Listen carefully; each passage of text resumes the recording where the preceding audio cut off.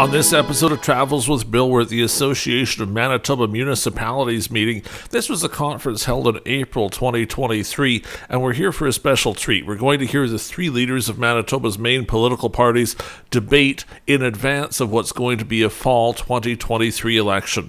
So let's get right to it. We'll head to AMM President Cam Blight to do introductions.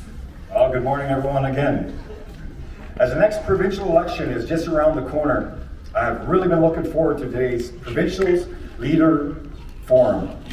On behalf of the AMM, I'd like to thank Premier of Manitoba, the Honourable Heather Stefanson, Leader of the Official Opposition, Kinew, and Leader of the Manitoba Liberal Party, Dugald, Lamont, for joining us this morning.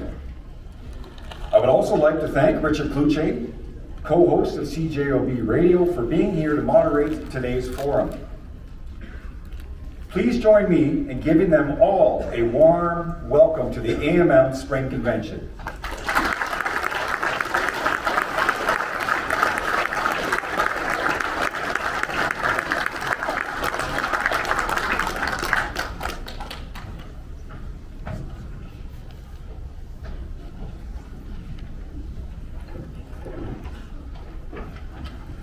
Today's session will be an excellent opportunity for our members to seek answers regarding concerns that affect all of us and our communities. We plan to make sure that municipal issues are front and center heading into the provincial campaign, and it is important to hear firsthand how each of the three major parties plan to address these issues if elected. To assist with preparations, the AMM sent out a member advisory requesting questions from our members. If you don't hear the question you submitted, it is because our staff selected common themes. Please note that this is only the start of our advocacy campaign strategy. There will be many opportunities to ensure your concerns are reflected. As I mentioned yesterday, the AMM will be dedicating significant resources to run a comprehensive, province-wide election campaign. More specifically, the AMM is calling on the next government to tackle four key priority areas, which includes funding fairness and predictability, investing in core infrastructure, investments in people, and public safety. I look forward to hearing more about how each party plans to target these municipal priorities. In closing, I once again want to reiterate our thanks and appreciation to all political parties for agreeing to participate in our Leaders Forum this morning. Your participation in today's forum speaks volumes to the relationship all three parties have formed with our organization. I would now like to pass it on to Richard to explain the format in more detail. Thank you very much.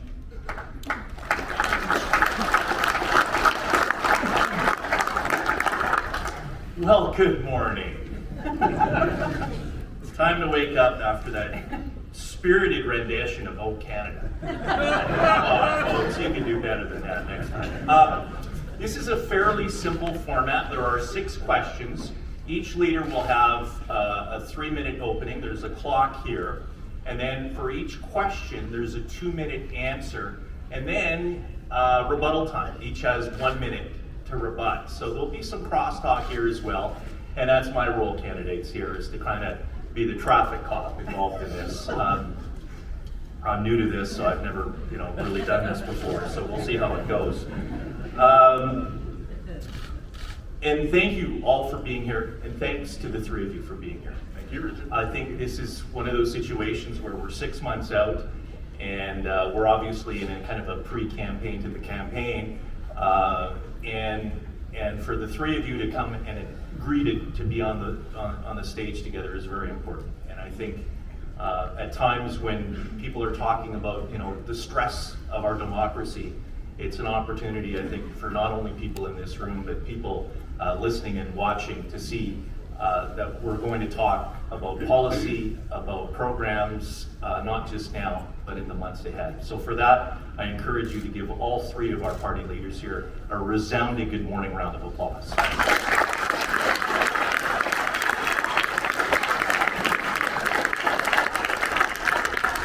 So we drew beforehand with with representatives for all the parties present.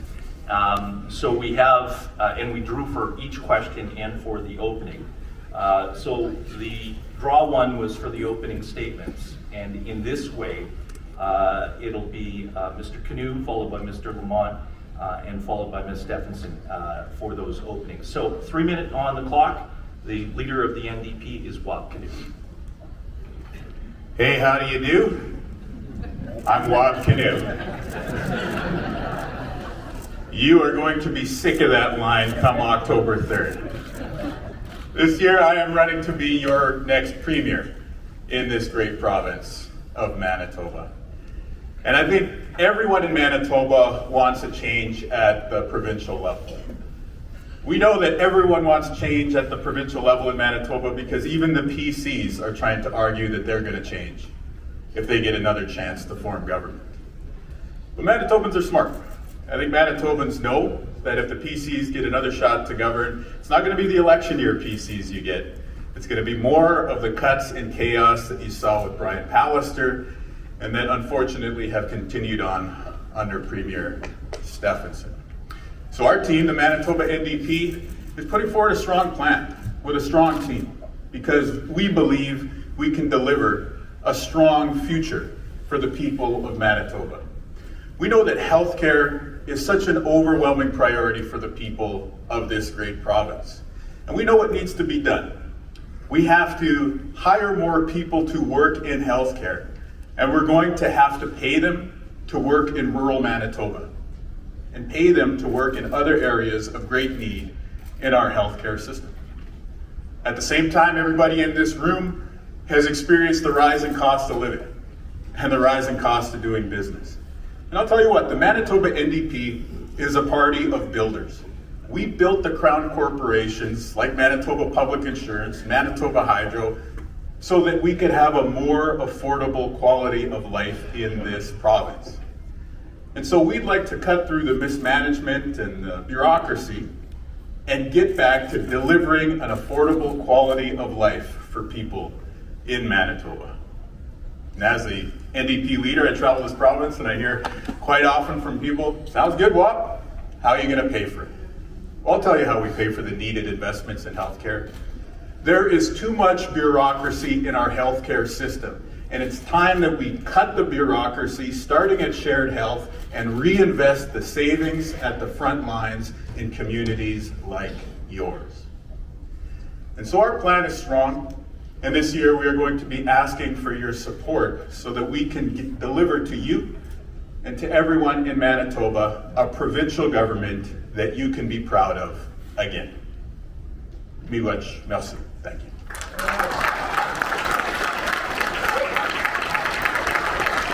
Representing the Liberal Party of Manitoba, its leader, Dugald Lamont.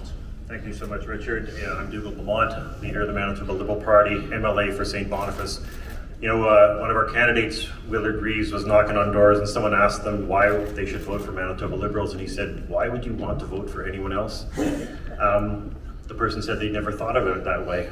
Because, you know, everyone in Manitoba knows we need change. No one thinks we can keep going like this, and you don't get change by doing the same thing over and over again. I think the other parties want to change players, but we really want to change the game. Because it's not just left and right, it's about you know, two extremes versus the center.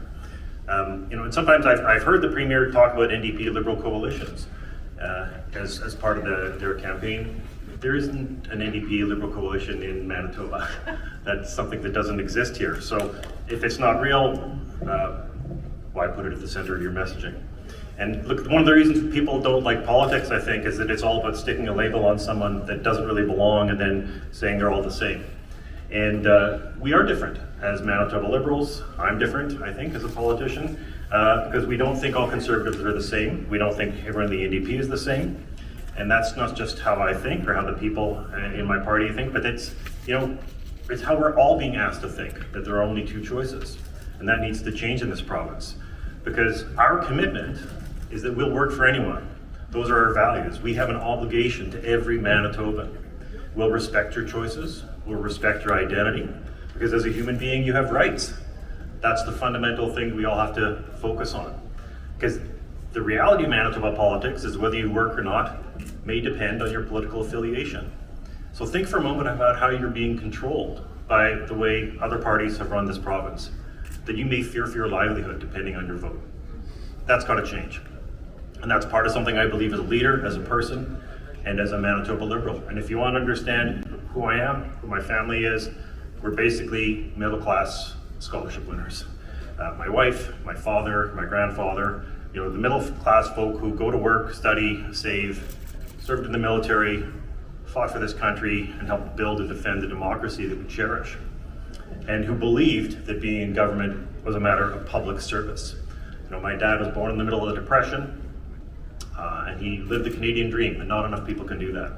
And that's why I'm the leader of the Manitoba Liberal Party. I didn't do this because I can get a safe seat, and I didn't do it because there's an easy path forward. I'm doing this out of conviction because I know in my heart, and because people tell me, that if we weren't there, many Manitobans would have no one left to turn to. So we know we've saved jobs, we know we've saved lives, and we have a plan to make good things happen for people in this province so no one is left behind, and I'm looking forward to sharing that with you all. Thank you.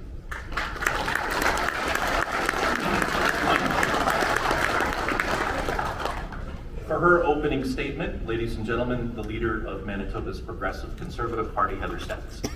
Thank you very much, Richard, and good morning, everyone. It's so great to be here with all of you today. I just want to take an opportunity to thank Camp Light and the Association of Manitoba Municipality Board. I also want to thank Dennis Volkoff and the entire team at AMM who really make these forums happen, who make these things happen. I know you're in the middle of your AGM, and this is really great, and I want to thank them for everything that they do to make these forums happen. And Richard, I also want to take an opportunity to thank you for taking time. We know you're busy, but for taking time out of your schedule for being here with us on this very important day. But most importantly, I want to thank each and every one of you, not just for being here today, but for everything that you do in your communities, because everything that you do helps Manitoba be stronger. If your communities are strong, we have an even stronger Manitoba, and that's why we're here today. So I look forward to having an opportunity to speak very frankly, along with fellow elected officials who are here with us today. I know you've just gone through more recently your own elections, but I want to speak frankly with you about the topics that are important to you as community leaders and as community builders. For over 2 decades, I have had the opportunity to serve the people of Manitoba. And in the last 18 months, I've been given the opportunity and the privilege, quite frankly, of being your premier. I've been listening, we have been taking action as a government, and we've been getting things done. This job is my top priority. I am 100% focused on Manitobans, to listen, to act on what Manitobans want, need, and deserve. So today I'm going to speak frankly and factually, because I'm more interested, and I think you're more interested in fact than in fiction. You're going to be hearing many things from my fellow panelists today that are fictional, because it's a narrative that works for them on the eve of an election, but it doesn't necessarily work for the rest of us because it's not based on fact. A little over a year and a half ago, I was out in most of your communities. I asked what you needed, and I heard loud and clear, and we took action based on the discussions and conversations that we all had.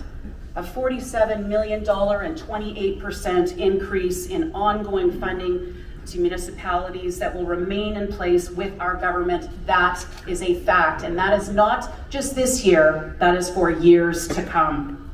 So today, again, I'm here to share the facts. I'm not here to fool anyone. I'm not here to fearmonger. We're going to see more of that from my opponents. That's not going to create possibilities for Manitoba. We're here to create a better, brighter future for Manitoba with all of you. Thank you.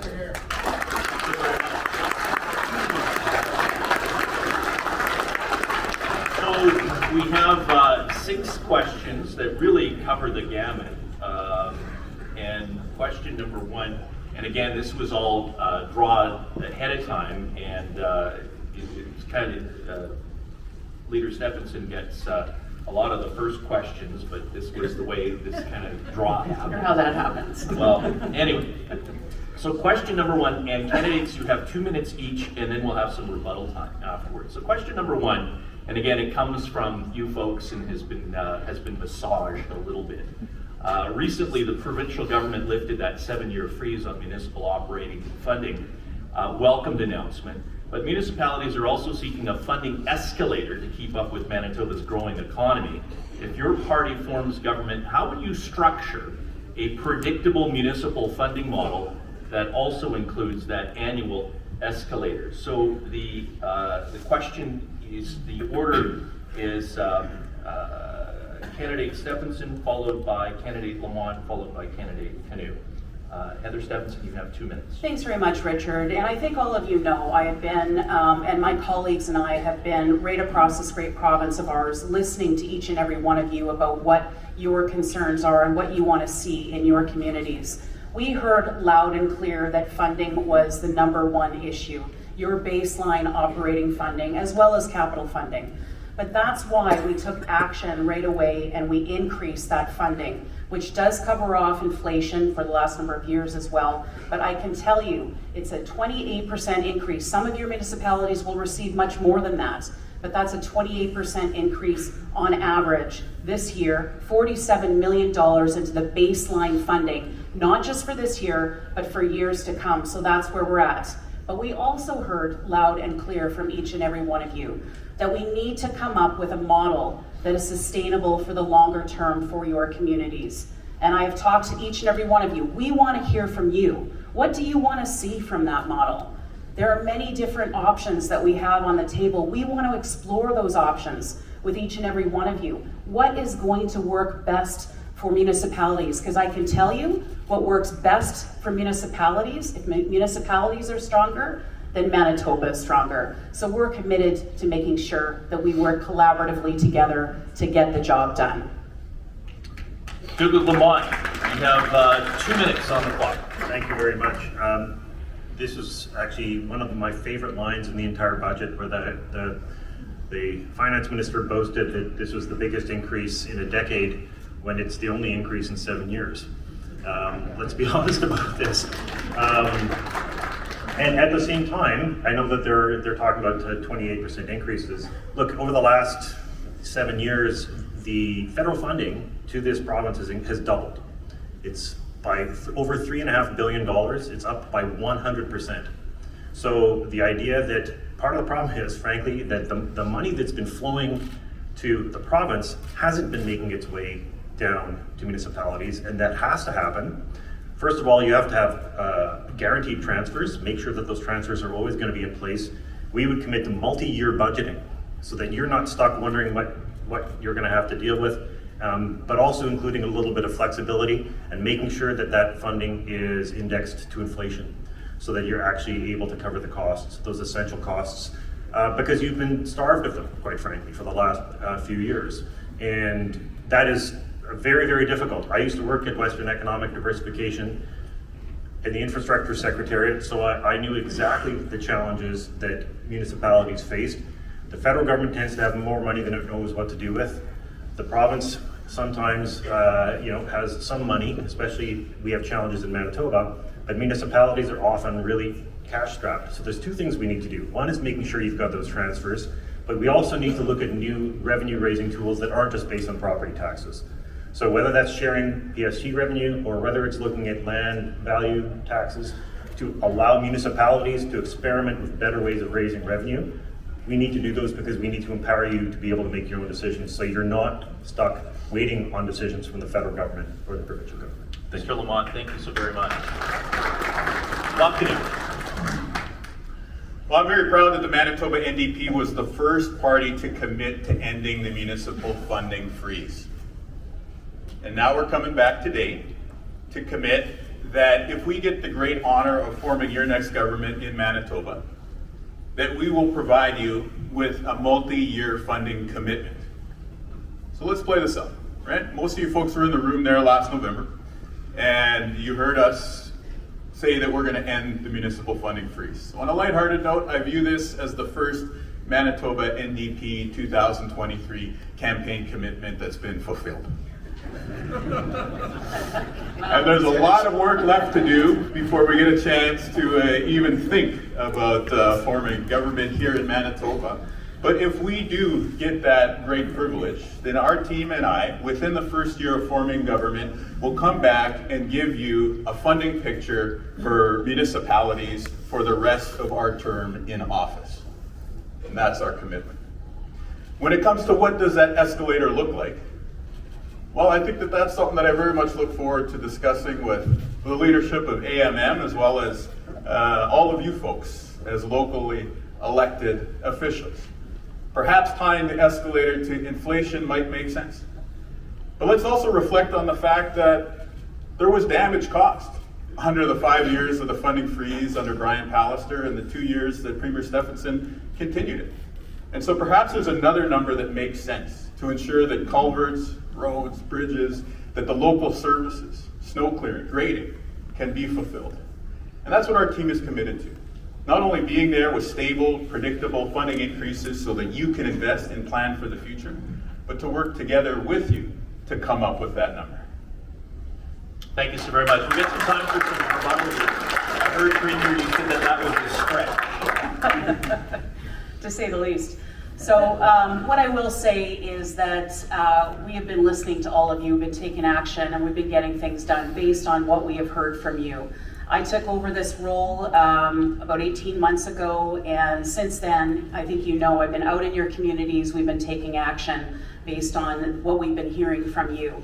And even today, up here today, both of my opponents, one even wants to take credit for the action that I have taken and our government has taken. And that is what I said is a bit of a stretch, Richard. But what that means, though, is that they admit that we are taking action on your behalf. We're listening and we're getting things done. Yes, there's more work that needs to be done, but we're committed to making sure we get that work done together with you. Mr. Kinew, I have a minute. Mr. Lamont. Well, look, I'll just say we need to be realistic when it comes to where we're at. The Premier was part of the previous government as well. She did not emerge from the wilderness or from outside of the party to suddenly take it over. And so at this point, in a sense, the government is running against itself and its own record. So the question is, why would you trust somebody who broke the system to fix it? And that's part of the problem, is that when you look at our roads and you look at even the state of our policing, the fact that we have difficulty affording police services, this is an enormous cost for municipalities. And over the last 7 years, there were zero increases at a time when the government was receiving substantial increases from the federal government but didn't pass it on. So basically what happened is that you were forced to pay the price. And that's something that shouldn't be happening. We should not be trying to save provincial dollars simply by downloading it and making it someone else's problem. Mr. Kinew. Premier Stefanson brought in 2 budgets that had a municipal funding freeze in it. Our party was the first to commit to ending the municipal funding freeze. And it was only after that that this government entertained a different policy course. We know that we have to rebuild Manitoba. Our party is a party of builders. And ask yourselves, who is going to get it done? Who's going to build the Manitoba that we need for the future? There's a massive infrastructure project in the Interlake right now that's needed for flood mitigation, the Channels Project. How much progress has been made on that over the past 7 years? Almost nothing. This is what's at stake in the next election. Are you going to have 4 more years of the Brian Pallister and Heather Stefanson approach, projects waiting in limbo? Or are we going to get on with the task of building Manitoba for the next generation? That's what the Manitoba NDP wants to do. Question 2, and interestingly enough, question 3 is the same order, but for fairness, I'm going to try to, on the rebuttal side, try not to, because what'll happen here is that these 3 skilled candidates will always try to get the last word, so we'll try to mix that up. Question 2 here is about infrastructure. Infrastructure is an essential need for all municipalities. The people in this room know that for sure. Demand for municipal water, wastewater infrastructure leads the pack along with other needs like broadband and cellular connectivity. What is your plan for partnering with municipalities to advance infrastructure projects to build stronger communities across Manitoba. We begin with Heather Stefanson. Thank you very much, Richard, and thanks to all of you and us listening to what you want. We have gone from a 1-year commitment on infrastructure projects to 3 years, and now committing to a 5-year infrastructure investment. That offers predictability and long-term planning for each and every one of you in your communities. So we heard that loud and clear. We know that there's been an infrastructure deficit from decades ago, that we are still trying to clean up the mess from previous government, and we will continue to do so. That's why we're making the investments that we're making in our infrastructure.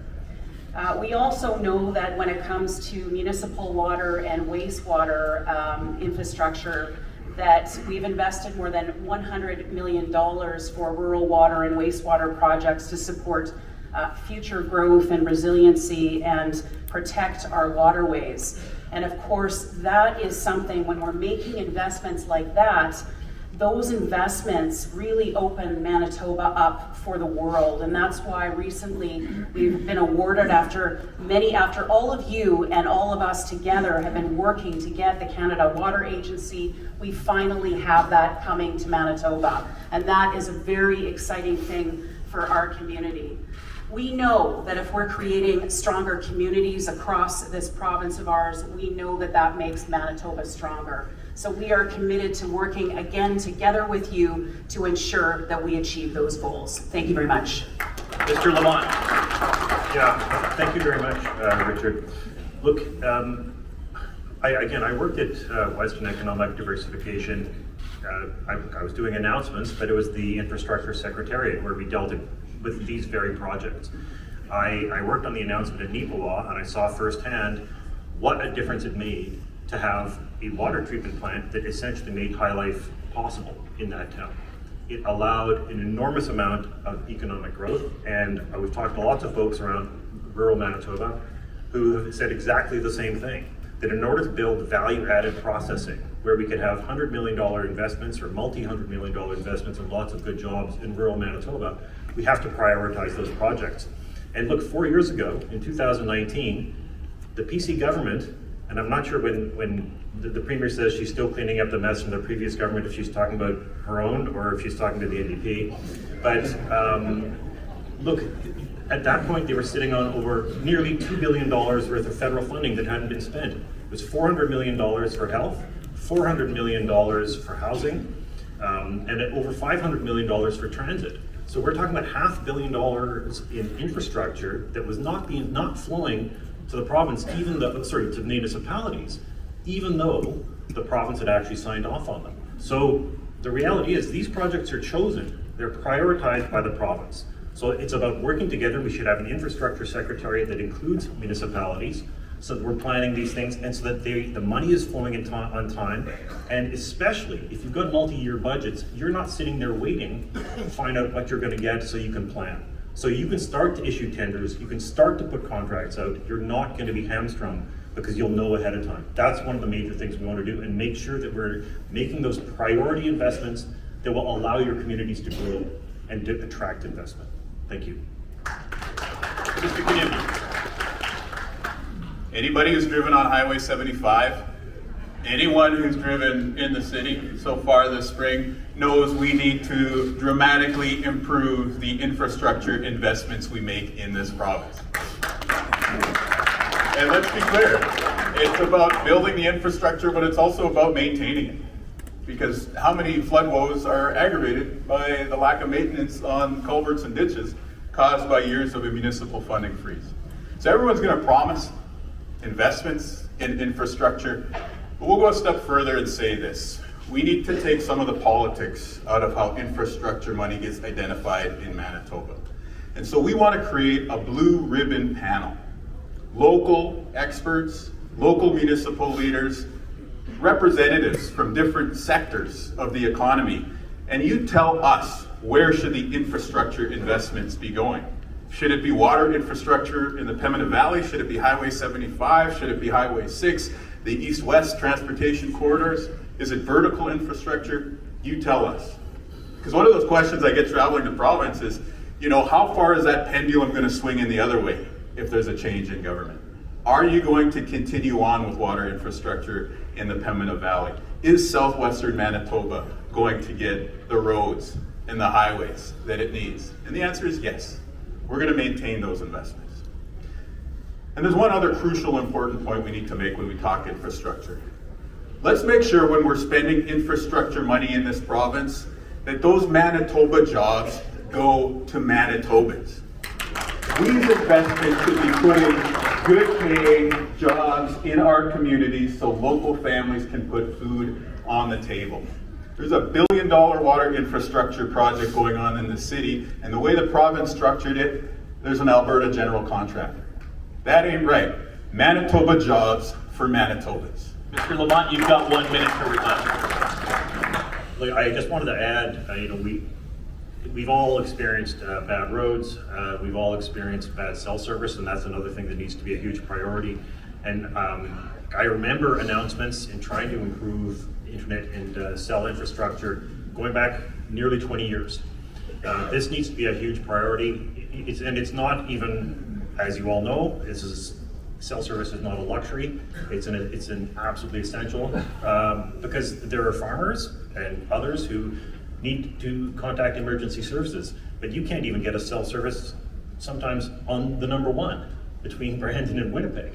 That's a huge problem. So this needs to be a major priority, and if the provincial government needs to sort of twist a few arms to make sure that private companies are actually fulfilling their commitments, as MTS has done in the past, or Bell MTS did, that's something that needs to happen. It needs to be a priority. Mr. Kinew, I'm interested in how you pay for the promises, though. When you talk about further infrastructure and going out into the communities and making it up to the communities, is it still a cabinet choice?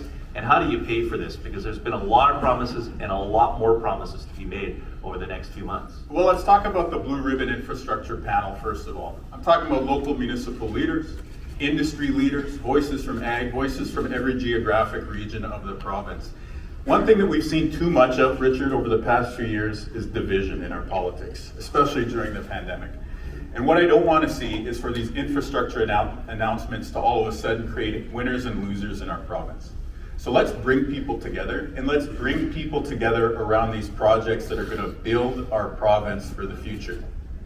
And when it comes to how do you pay for it, let's stop giving handouts to billionaires.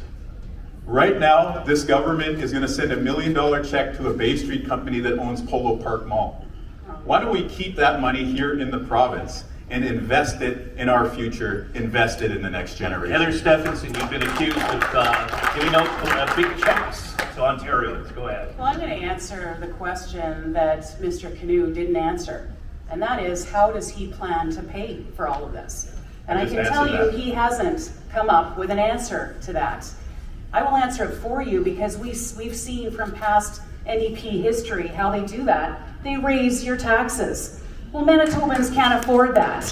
We will not ever go in that direction. In fact, we have been giving tax relief to Manitobans, to all Manitobans, raising the basic personal amount to $15,000, taking more than 47,000 Manitobans off of paying taxes in Manitoba. I can tell you we will never raise your taxes the way the NDP will to pay for their spending. That is the hidden agenda of what the NDP plans to do. Don't be fooled again by them.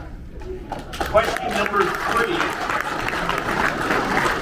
and it's the same order as well question 4, and this gets to healthcare. Ladies and gentlemen, care closer to home has become a rallying cry in healthcare. Manitoba doesn't have enough healthcare practitioners and paramedics, while several facilities have experienced suspension of services due to staff shortages. As healthcare is a provincial responsibility, what's your plan to recruit and retain healthcare professionals, and how will you ensure all communities have access to the healthcare they need? We begin with Heather Stefanson. Thanks very much, Richard.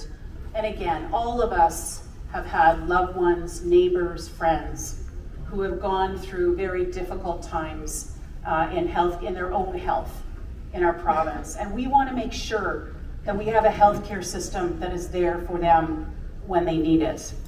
That's why We are investing more than $200 million to ensure that we have more healthcare professionals. 2,000 more we're recruiting to the province of Manitoba, and we're well on our way to achieving that. But we know we need those people in your communities.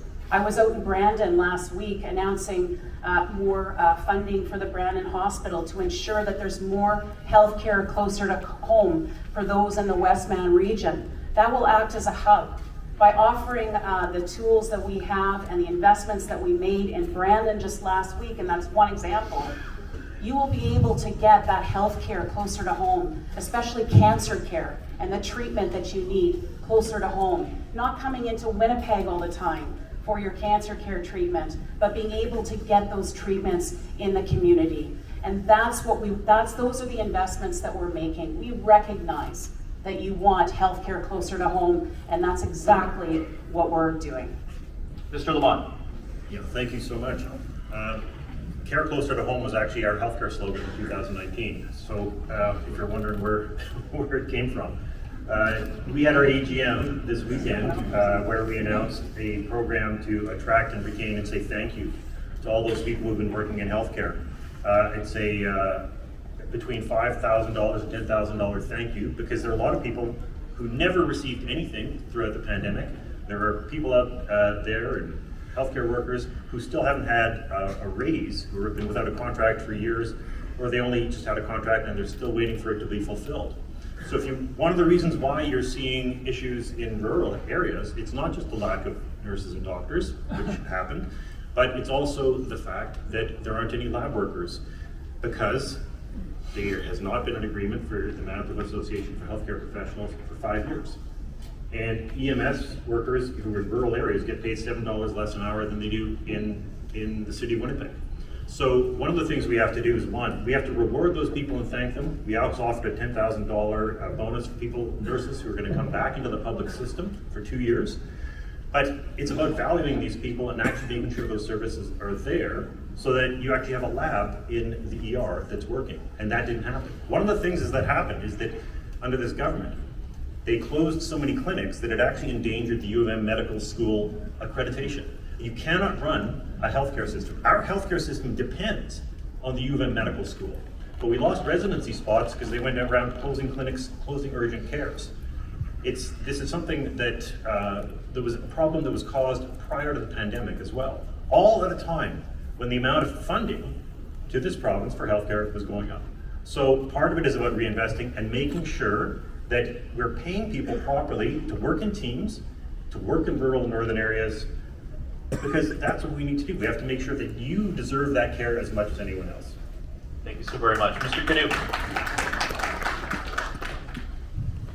We're going to fix healthcare, and here's how we do it.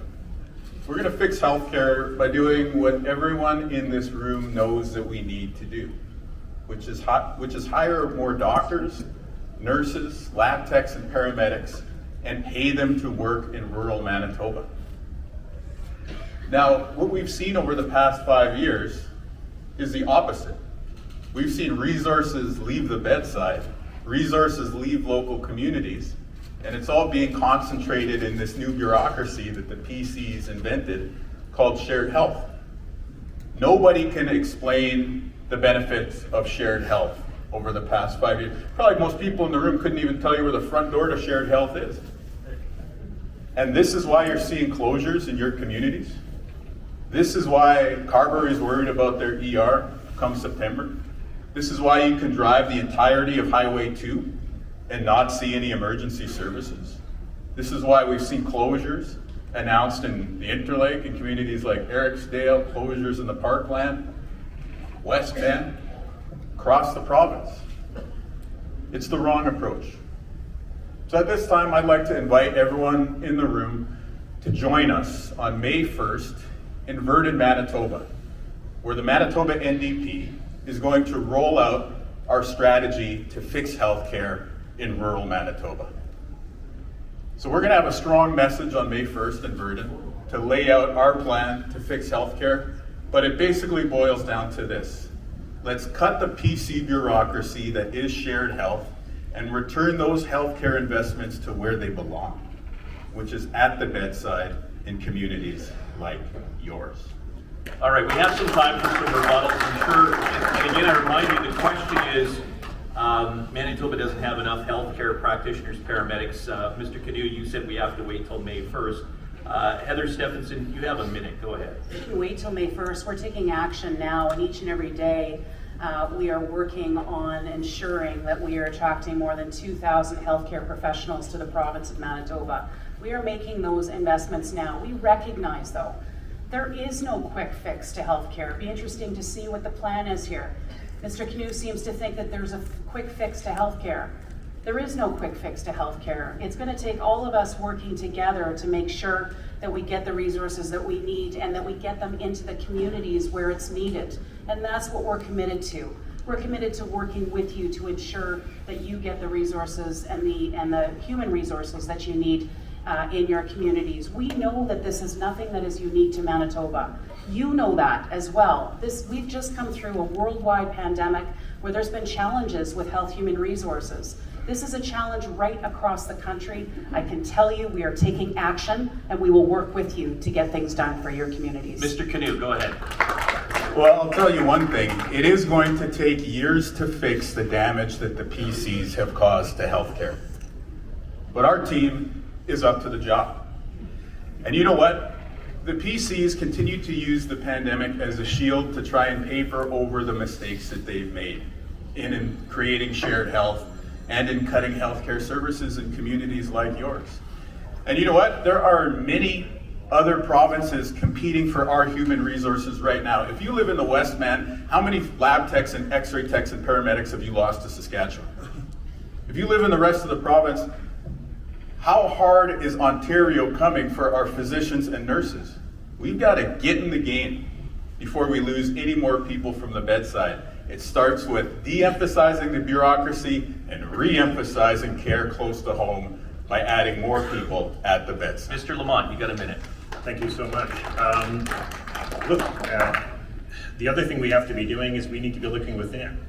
We actually have an amazing U of M medical school. There's lots of other post-secondary institutions. So we want to talk about where we're going to get new doctors and nurses and other healthcare workers. Some of that is putting money into, what we think of your healthcare worker factories, and that's post-secondary education. But that was starved. That's only starting to open up right now, and we're still not seeing the investments we should be seeing there. The reality is we have capacity here in Manitoba to increase, and we can do those things and train our own people. We don't have to be going on junkets to the Philippines when there are Filipino nurses who can't work here because they don't have international credentials. And the other thing is I would remind you is that it's not as if the healthcare system was great under the NDP, especially whether it was wait times, whether it was ER waits. It was just as bad, almost as bad under the NDP as it is currently. All right, we're a little ahead of schedule. I'm going to do another round of rebuttals here, if that's okay with you. Wab Kinew, are you basically talking about throwing money at doctors, nurses, kind of what they're doing in Saskatchewan right now, that you're looking at a bonus system? If you work in Virden, for example, you're going to make an extra $100,000. Is that what you're proposing? We are going to have a competitive offer, especially when the big provinces like Ontario and BC are offering the financial incentives. But we are also going to have to address the frustration and burnout amongst our health human resources. And that can only happen with a change in government. The current government has frustrated and alienated the nurses, doctors, and paramedics in this province. And so we're going to reset the relationship. We're going to ground it in a new approach based on a foundation of respect. But we'll go beyond that, and we'll also invest in centers of excellence in healthcare here in the province. So not only will nurses and physicians and other healthcare professionals know that they're getting a decent wage for their work, but they'll also have a sense of meaning.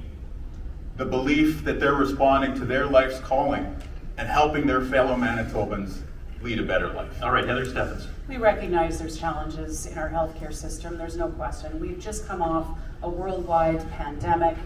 We recognize that. This is nothing that's unique to Manitoba. It's right across the country, and I can tell you, I've been working very diligently with my counterparts across the country to ensure that we got more dollars for healthcare in Manitoba. That's one part of it, but we recognize that with the system that we have, yes, there are some changes that need to take place, there's no question. But that's the main issues that are taking place right now, health human resource challenges as well as surgical and diagnostic backlogs. We are spending our time and our resources on those two areas to ensure that we get the health care for Manitobans when they need it.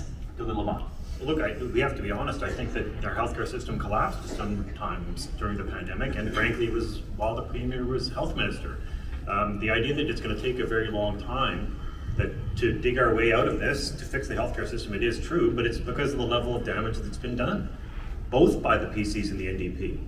I mean, one of the challenges when we were asking the government not to close down ERs, not to close down urgent cares, there was a blueprint warning this government what not to do, and it was the inquiry after the death of Brian Sinclair at the Health Sciences Centre. If you read through it, it explains exactly why you get backlogs. So one of the things you need to do is make sure there are spaces for people to go.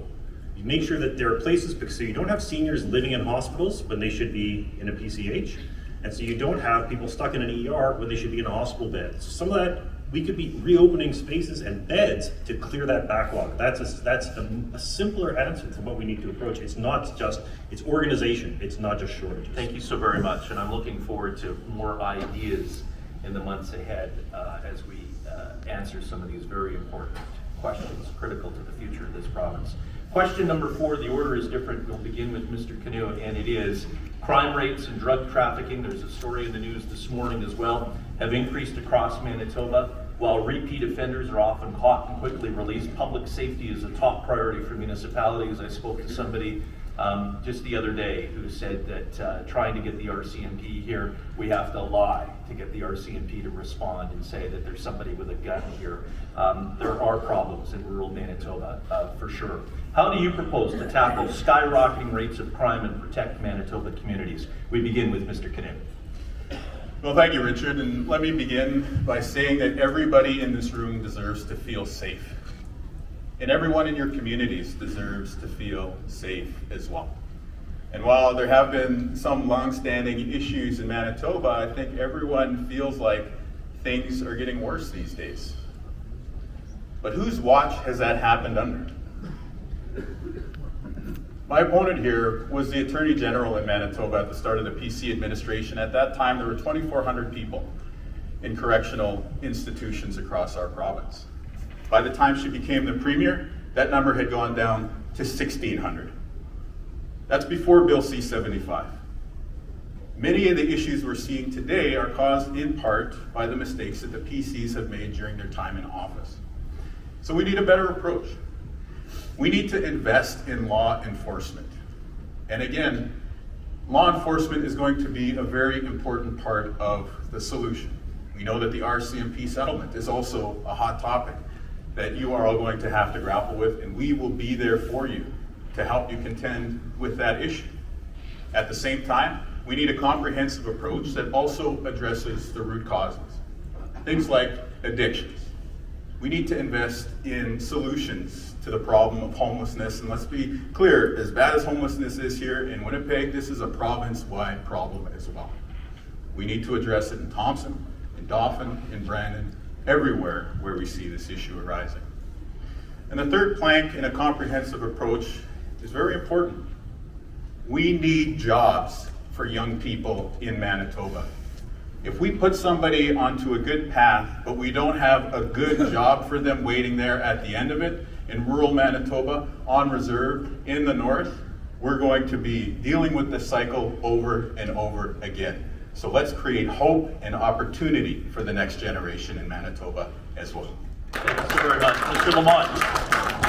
Thank you very much. I mean, if you consider how long you've had to face frozen budgets to help pay for your police forces, in the contest between the NDP and the PCs to defund the police, the PCs may actually be winning. But look, if your issue is bail reform, we agree that there are issues there, but that's way too late. There are steps we can and should be taking. One, we introduced a scrap metal bill. The other two parties voted against it and then introduced it themselves 6 months later. But it was about making sure that people were registering, basically treating the scrap metal recycling place as if it were a pawn shop, tracking people to make sure that they were reporting where they had metal from, and we saw rates of metal theft plunge. We have recommended introducing a public registry of businesses because there are criminal enterprises operating in Manitoba who are able to get away with it because it's a black box. They're able to launder money. We're talking about international organizations who are running crime and human trafficking in our province. That needs to be challenged. The other is that when you consider crime in our province and the people in our jails, over 50% of the people in our jails haven't been convicted of anything. They're there on remand. They be there on breach. And one of the reasons we have such a bad problem with crime and recidivism is that there are no provincial halfway houses. So when you leave a provincial jail, you go straight to being homeless. You don't have a job, you don't have money, and no one will take you in. So should we be surprised that there's a problem with people reoffending when there's no opportunity for them? And this is a government that also reduced funding to the John Howard Society, reduced funding to Elizabeth Fry. So part of this is about preventing crime by having interventions so that people aren't in that cycle of reoffending because there's nothing in place right now. And that's something we need to do. We'll actually deal with it. Heather Stefanson. So you have stated that public safety is a top priority for each and every one of you in your communities, and I can tell you it is a top priority for our government.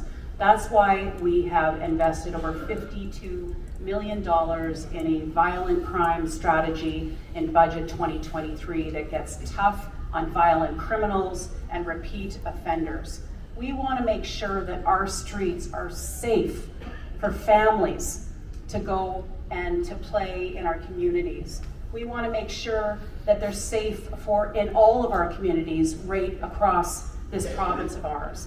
And we are the only party that is talking about making sure and calling on the federal government to change bail reform, because it's those people, those violent sex offenders, who are being allowed out onto our streets because of bail reform that was made by a federal NDP Liberal coalition. That is wrong. And I can tell you that we will continue to push the federal government to make those changes, but at the same time, we will develop our own strategy here to make sure that those violent criminals are no longer on our streets and that our streets are safe for Manitoba families. I have some rebuttal time here as well. Dugald, Lamont, is the RCMP model working in rural Manitoba? No, but look, it's a huge problem, and all you have to look at the report from Nova Scotia to see what problems there are in the RCMP. There was another massive report, the Bass Garage report, into issues there. So, and look, I know folks, honestly, one of the problems is that there is no law. Let's be honest about it. That I know people in rural Manitoba who had to call for a break-in down the street. They used to have an RCMP detachment, and it came from 2.5 hours away. It doesn't do you any good. So we have to have a presence in it. But that again, this is not just a question of what the federal government is doing on bail reform after somebody has already offended. We have to have effective boots on the ground in the community. So you have to have, that means community policing, and that means funding for it. And that hasn't been in place for 7 years. That is actually the provincial government's job to step up. It's not just up to the feds, because the federal government has given billions of dollars to this province to pay for it. So Mr. Kinew, is it direct funding? Is it a provincial police service? What are you looking at? Because clearly the status quo isn't working. Yeah, I think we need to engage with local leadership, because I think there's some folks in the room who probably want some assistance dealing with the settlement with the RCMP. And so we want to be there for that. But at the same time, I have spoken to municipal leaders in the Pembina Valley who wonder whether asking the local police force in a neighboring community to offer services in their region might be the solution that works for them. So I think we have to take a regional approach. We have to listen to you as the local leaders and the local experts. And the role of the provincial government is to provide those resources to ensure that law enforcement can do its important job. But let's also invest in mental health and those healthcare interventions so that a police officer doesn't have to do the mental health call. We can have a mental health worker do the mental health call and free up police officers to do police work.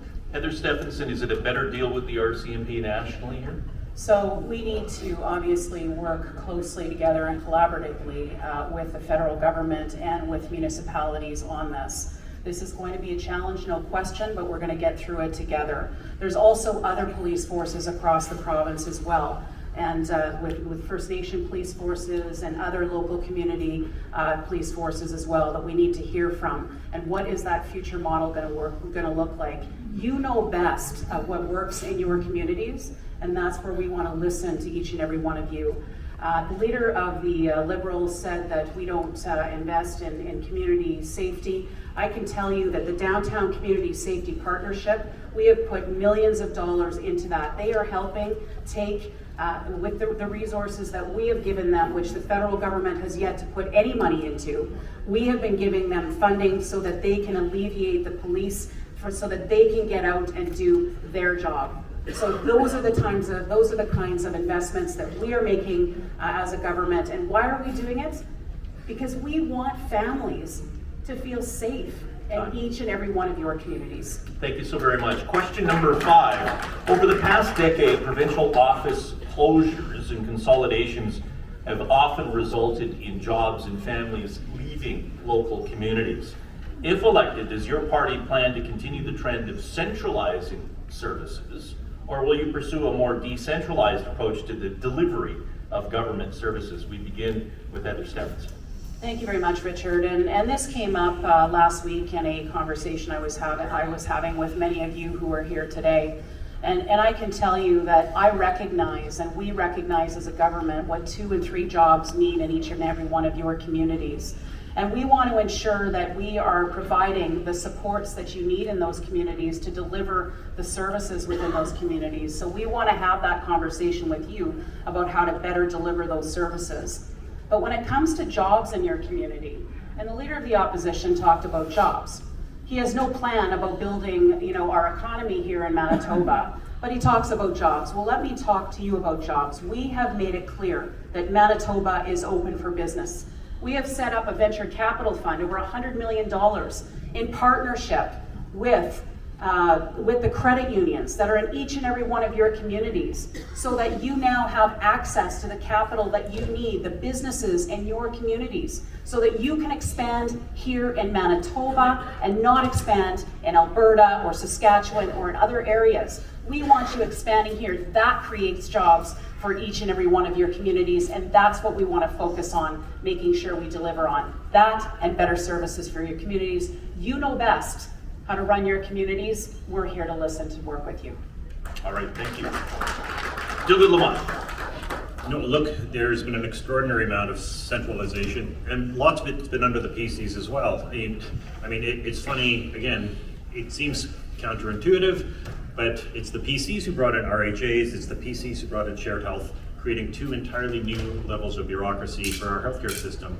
And we've also seen hydro offices close, ag offices close, EMS stations, police. The fact is that these public services, one way or another, are a foundation of your community. If somebody wants to live in your community, stay in your community, or move to your community, they need to know they can get healthcare and rely on it. If they're a family, they want to make sure that there's a school there. And you need good roads. Some of these are just absolutely basic things, but the fundamental decisions are often being made and have to be made at the local level, because that's where the knowledge is. You understand the problem and you also have the solution. But if you don't have the tools and the resources to do it, you won't be able to implement it. So what I see, and I do find it distressing, has been this idea that if we just run everything from Winnipeg, that it's more efficient. Well, it's not more efficient. It's more convenient for the people running the system, but it's much less convenient and less efficient for you. That's the reality.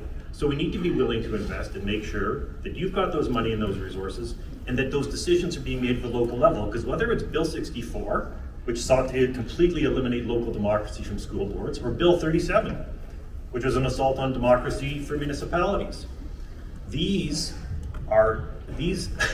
It's about, we have to do it in terms of legislation, returning those decisions to you to make sure that you actually have those powers. And that power to make those decisions locally. Because it's about democracy as well as community investment. So absolutely, with no question, we would return local decision-making, including decision-making about hospitals, community hospitals, so that you can make those decisions about healthcare and influence them yourself. Mr. Kinew. Well, you can mark me down in favor of decentralization. We know that in addition to the ag offices and hydro customer service centers and all the provincial jobs that have been leaving the infrastructure footprint in communities right across Manitoba, that the centralization in healthcare has also had a major, major impact. I want to tell you a story about this. I was in Carberry a few weeks back speaking to the local council. And there is one of the councillors there. He is a veteran, somebody who served at Shiloh. He's originally from Ontario, but he liked the West Man so much that after he was done his service, he came back to put down roots. But recently, when his wife had a medical emergency, he had to drive by the emergency department in his hometown because it was closed. We were talking about this issue and what the centralization and the cuts and the closures in healthcare has meant. And this man who's a veteran, he said, you know what? I expected to see things like this when I was in Afghanistan. But I never expected to see this in the country that I stood up to fight for. And so that tells you everything you need to know about the centralization of services and the impacts on communities across Manitoba. So we need to reverse that trend, put good paying jobs back in the communities. And while I'm on the topic, I'd also say that the way the federal government treats veterans in our country is a national shame. It's my opinion that if you put on a helmet and pick up a gun to fight for this country, you should be treated with respect and dignity for the rest of your life. We have some rebuttal time, and my 30 years of experience, I have to kind of weigh in here because, healthcare, lots of slogans, lots of promises. But one of the things, and I don't want to accuse anybody of being disingenuous, but seriously, this has been an issue for generations as far as healthcare is concerned in these communities. And one of the challenges that each community has is the plan as it stands, do we have a better EMS system that can get that person out to a center where that person can be treated? Is the expectation, and this is the rebuttal question, we'll begin with you, Heather Stefanson. Is the expectation better care closer to home, that there is a working emergency room in all these communities, staffed 24/7 by doctors? Is that the expectation? Should that be the expectation? Because certainly I think that's the public perception, but the reality is quite different, that the path that we've been on for generations is trying to do better when it comes to emergency services to get people to that hospital, which might be a regional center. Talk about that, because I do find the healthcare debate, and I'll be weighing in over the next 6 months, at times is riddled with inaccuracies. We'll begin with you, Ms. You're absolutely right, Richard. This is something that has been going on for decades. It's been a challenge, especially on the human resource side, to attract people out into communities. But what we have done, we don't want to see people continuing to have to come to Winnipeg to receive all of their services. That's why we have made investments in Portage-la-Prairie, Neepawa, now Brandon as a major hub. We'll be looking at more, and stay tuned, up in northern communities as well. We need investments in these communities to make sure that people don't have to fly into Winnipeg, that they don't have to drive to Winnipeg, that they can get that cancer care at the Brandon Hospital and make sure as a day trip and go home an hour away from where they live. And so those are the things, but the challenges that we face right now is nothing unique to Manitoba. It's a human resource challenge. That's why we have a plan in place to address those challenges. The other members here may say that this is a quick fix overnight. We know that there is no quick fix. You know that there is no quick fix, but we're committed to working together to ensure that we get healthcare closer to home for Manitobans. Dugald, Lamont, what would you do differently, and as opposed to just talking about the problem? We know the problem. What's your solution? Look, one of the important things you have to do is make sure that there's more primary care across Manitoba. It's not just a question of EMS, it's the fact that one of the reasons people end up in ERs is because they've got no place else to go, because everything else is closed. So one of the things we would do is we would hire more nurse practitioners. You can staff nurse practitioners who are inexpensive, and you can often do about 85% of what a physician can do.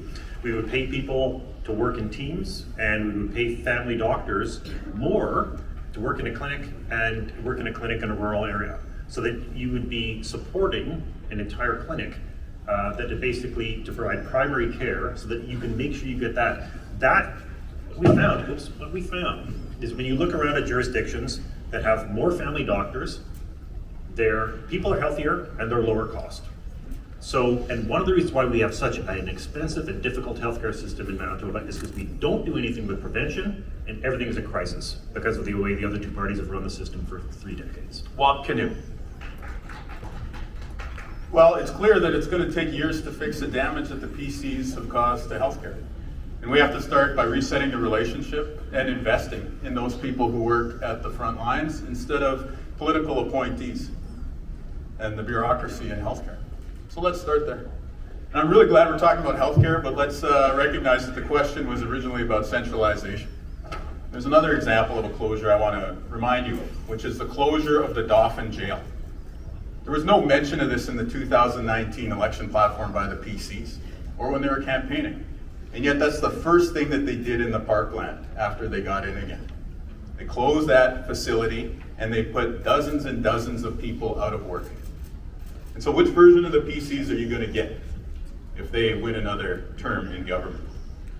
So our approach is different. We want to bring a community justice facility back to the parkland region and start putting people back to work in Dauphin and in the surrounding communities. Appreciate that. Thank you so very much. We have one more question, and we have closing statements. Here's the question, and it goes same order.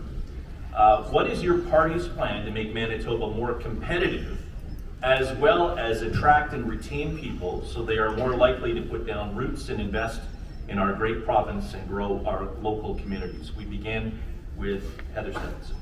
Well, you know and I know that the only way to grow our economy is to make sure that we put in place the tools that are conducive to growing our businesses here in Manitoba.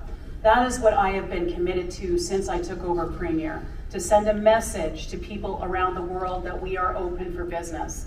And I can tell you that we have had businesses come to Manitoba because of our clean, green energy, because of our critical minerals, because of all of the exciting things that we have to offer as a province. And I can tell you, we will get there. We won't get there by raising taxes. We will get there like the NDP will. We will get there by ensuring that we're working together to get the job done. And I can tell you, there are so many exciting, think of all of the businesses in your community that just need a little bit more in terms of venture capital to take them to that next level, to create the next 25, 50 jobs in your community. That venture capital fund will help with that. Right now, the only venture capital fund that's out there is in Saskatchewan, which is taking jobs away from Manitoba. I won't stand for it, you won't stand for it, we'll make sure we get there together. I can tell you though as well, that the leader of the opposition says, which leader of the opposition is up here? I can tell you that in the past, they have said, they've knocked on every single door in your communities just prior to an election, and they said that they wouldn't raise your taxes. And what happened? The first thing that they did when they got back into office is they raised the PST. I can tell you that is not what a PC government will do. Dugald, Lamont. Thank you so much, Richard. Look, I think people move for opportunity.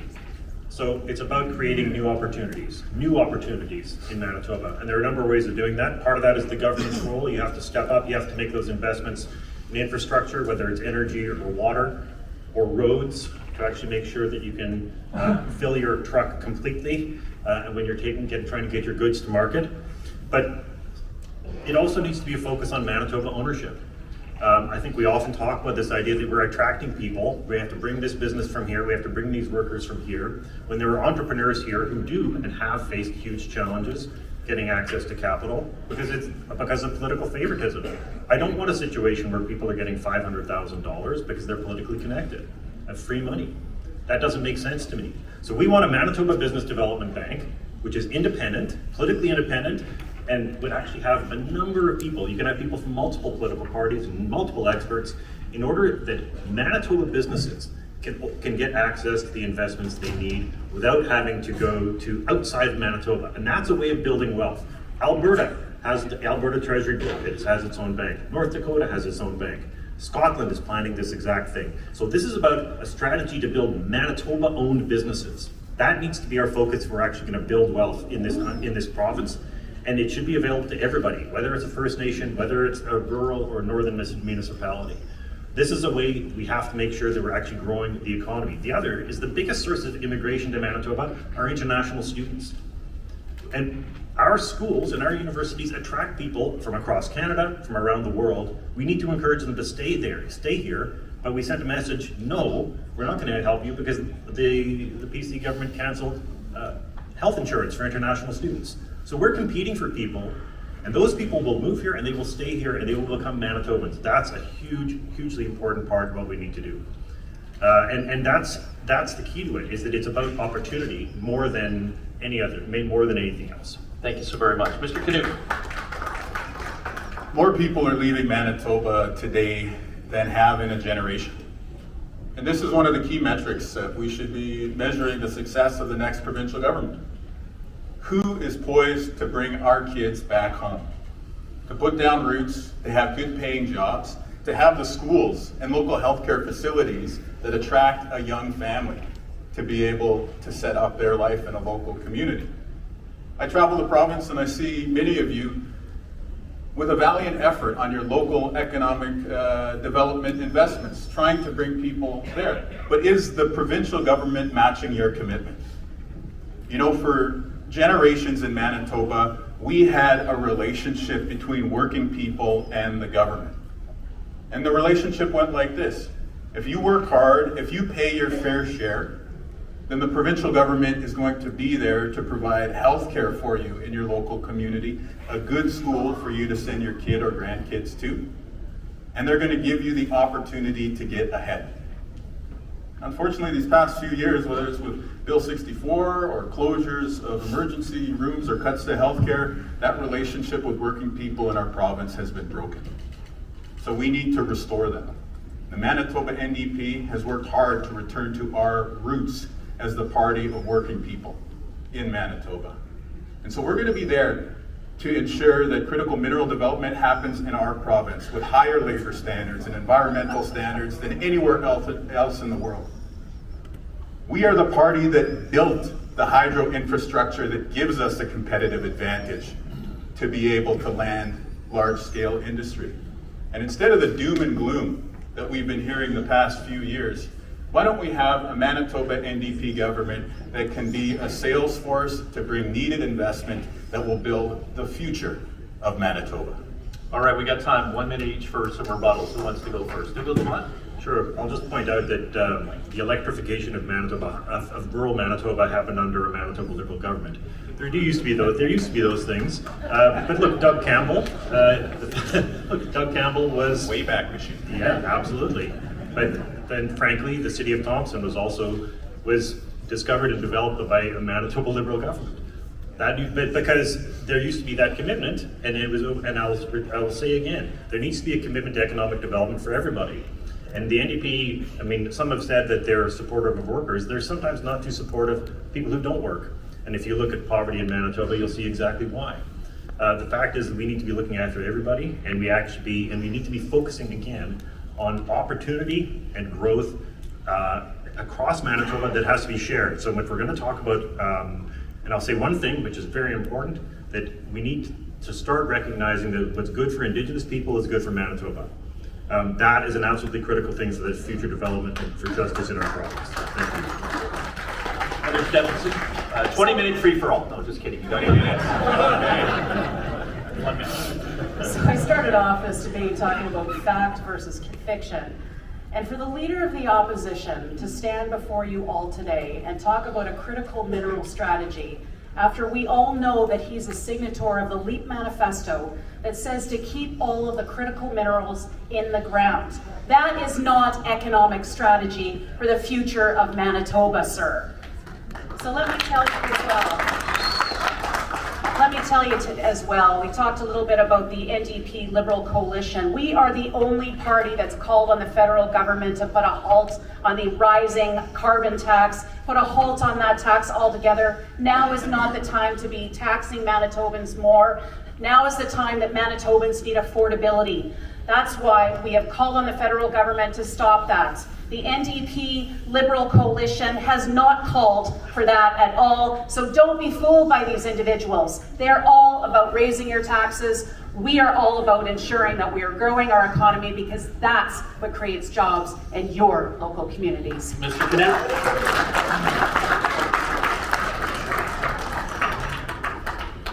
This is the election year, PCs.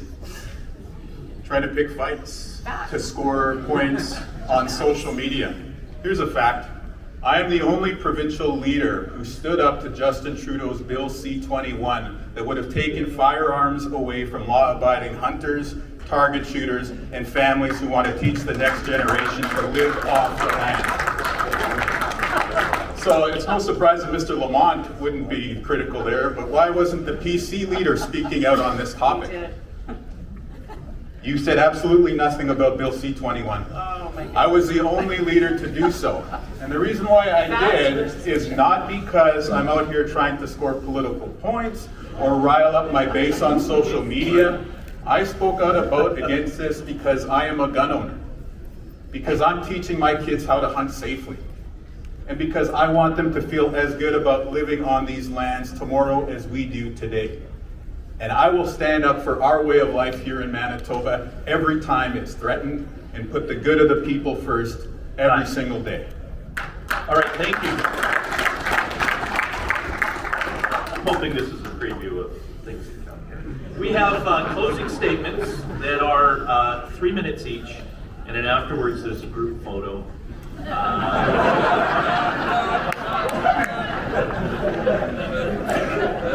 That'll be fun. You can go right in the middle if you want.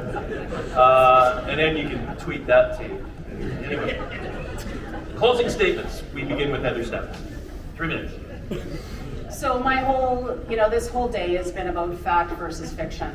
We've been here talking about the facts, and a lot of what you've heard from my opponents is fiction about some of the measures that we're taking as a government when it comes to healthcare, education, social services. We have significant increases in the budgets for those areas. We've also made life more affordable for Manitoba. It's not just for this year, but also for years to come, by way of raising the basic personal amount, by giving income tax relief to Manitobans, by also calling on the federal government not to raise the carbon tax. In fact, scrap the carbon tax altogether.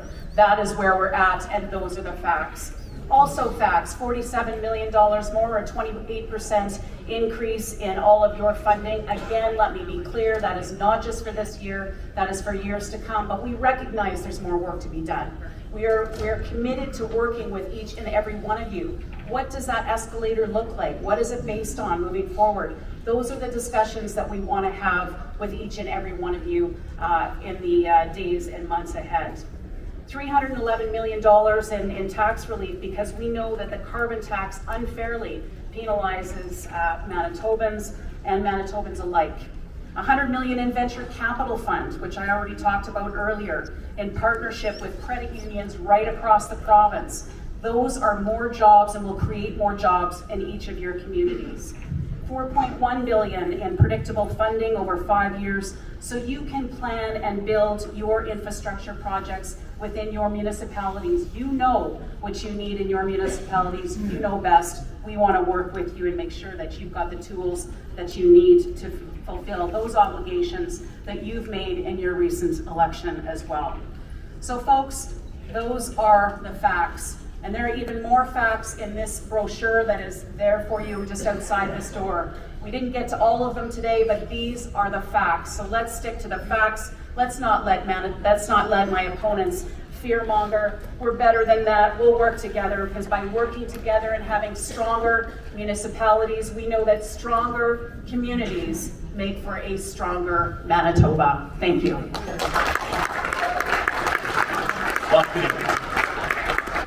Well, here's a fact. the PCs have cut healthcare, and you've all seen it in many of your local communities. Here's another fact. They created a whole new level of healthcare bureaucracy at the time that you were losing doctors and nurses at the bedside in your community. And here's another fact. Life has gotten so unaffordable these days, and that's happened under their watch. The only fiction is that the PCs are going to change now that there's an election coming in Manitoba. My view of politics is this. If you can't get it done in 2 terms, you don't deserve a third. And so our team is going to be working hard. We're going to be working hard for you to fix healthcare and to make life more affordable. And I'll also put another topic on the radar here, and I'm surprised that it wasn't raised earlier in Manitoba. We are going to return fiscal responsibility to the province of Manitoba. We need to balance the books in this province. For years, there was a structural deficit in the province, but today there is an artificial deficit in Manitoba because the PCs are trying to buy support again during an election year. They're not talking about balancing the books until 2028. Manitoba NDP will do better than that. We will balance the books within a first term in government. And so we've got a strong plan for the future of our great province. And I'll tell you what, you're going to hear a lot of us knocking on your doors this year asking for your support. But before we get to that, I just want to take an opportunity here today to say thank you. Having the chance to serve as a leader of the opposition for the past half decade has been the great honor of my life. I've had the opportunity to travel the entirety of the province, to meet people from every walk of life, to hear your concerns, yes, but also importantly to hear about your dreams and hopes for the future. And I've learned so much, and I've found this role so rewarding. So yes, this year we are going to be asking for your vote. I will be asking for the great honor of serving as your next premier, and our team will be asking for the privilege of forming your next government in Manitoba. And we do view this chance to fix healthcare and to make your life more affordable as a great honor and a hallowed opportunity. And so in advance, we would like to say thank you, and we very much look forward to the chance to deliver to you a provincial government in Manitoba that you can be proud of again. Dugald, Lamont. Thank you so much. You know, when I look at what AMM is asking for, the top requests you're asking for, which are valid and incredibly important to address, just consider for a moment the basic things you're having to ask for. You don't have funding you can count on year to year. You can't budget for a few months at a time. You don't know how you're going to pay for the basic infrastructure you need to run your community so people can go to work or school, or so businesses can get their goods to market. You don't know how you're going to pay for police costs, and you don't know how you're going to find people to provide health care. That's the state we're in. It's like you're asking for us to start a government from scratch. These are literally the things that Louis Riel and his interim government asked for in 1870 when they were setting up the Manitoba government. It's not even a joke. But that's what you're asking for, and I don't know how the parties who are responsible for this state of affairs can keep a straight face when they can say they fixed what they broke. How can we move forward when they will not accept responsibility for what they've done? We need to start putting people ahead of politics and partisanship, because this is a very, very important election. And if you really want to see change, the level of government where it has to happen at is the provincial level. Virtually every important aspect of your life is impacted by provincial decisions, and that was very clear during the pandemic. Whether you could open your business or not, whether you could have income or not, that was up to the provincial government. Add to that healthcare, education, justice, roads, water, energy, human rights. All the systems where Indigenous people face the most discrimination are provincially run systems, like CFS. And this is a province with huge resources and potential, and we have so much room to make things better together. And it doesn't mean more government, it just means better government. You should be able to afford a roof above your head. You deserve to be treated with basic human dignity. You should know that your kids are safe, and they should inherit a better world than we did. And you shouldn't be denied or delayed health care because you make less money than somebody else. And there are practical, fiscally responsible ways of making this happen. But there's also an issue of trust and accountability. And if you want to reap the rewards of the good things that happen, you shouldn't make others pay for your mistakes. You can't run a government without trust. And if we're going to face the challenges that we must as a province, we have to do it head on. These are tough times.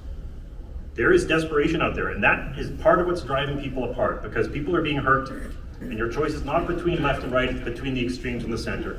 And these are the values that we're going to run on in this election. Progressive values, fiscally responsible values that encourage entrepreneurship so that people are free to innovate and where communities can rely on quality public services. Being there as the foundation of your communities. We've been working on a platform to drive real change in this province by tackling the big issues the other parties don't have an answer to. Reconciliation, healthcare, education, climate change, homelessness, poverty, economic growth, and growing stronger Manitoba businesses. It's a plan to put Manitoba back on track and back to balance on a new path to prosperity, and Manitoba Liberals are the only party offering that real change. Thank you. Thank you so very much. Well, that went better than I thought. All kidding aside, thank you all, and I look forward to How about a round of applause for Richard Cloutier for keeping us in check? Thank you. What I'm looking forward to is more debates, more forums, more opportunities over the next 6 months, and I hope in the process, all three of you get sick of me. Cam Blight has some words of thanks, then we're going to do a group photo. Let's thank Cam Blight and AMM for putting this on today.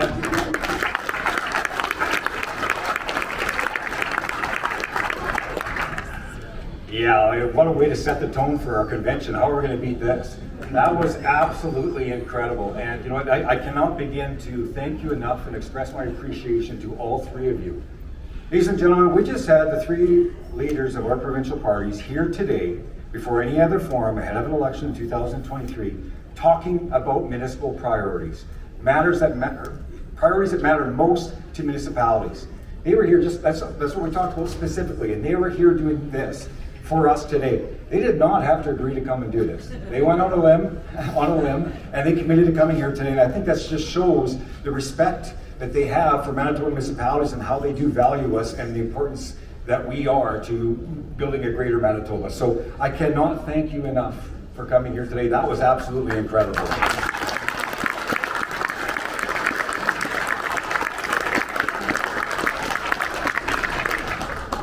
My darn Apple Watch was just going off like crazy. The heart rate was getting a little high. I was just getting excited to hear the passion. Things got a little salty for a little while. It was great, but once again, thank you. I wish we could just do this all day. I got a question period at 1:30 if you want to. Wow. 3 hours for the bubble. But on behalf of the AMM, I'd like to thank the Premier of Manitoba, the Honourable Heather Stefanson, Leader of the Official Opposition, Kinew, and Leader of the Manitoba Liberal Party, Dugald Lamont, once again for joining us here this morning.